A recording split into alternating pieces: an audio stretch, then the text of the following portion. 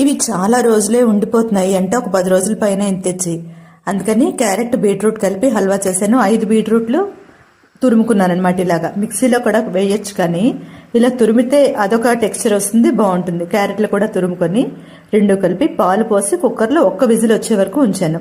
కొందరు కోవా వేస్ట్ చేస్తారు కదా, నేను అసలు ఎప్పుడు ఇలా చేసేదాన్ని కాదు, ఈ మధ్య ఇలా చేస్తున్నాను. మనకి మామూలుగా రైస్ కుక్కర్స్ ఉంటాయి కదా, ఇలాంటి ప్రెషర్ కుక్కర్స్ కాకుండా దాంట్లో అయితే చాలా బాగా వస్తుందండి క్యారెట్ హల్వా. చల్లారేగా మూత తీసుకుని ఒకసారి బాగా చిన్న మంట మీద ఇలా మరోసారి కలిపెట్టి, ఈ గరిటెతోటి నిండా తీసుకోలేదు, కొంచెం తక్కువగా 2 గరిటెల పంచదార వేశాను.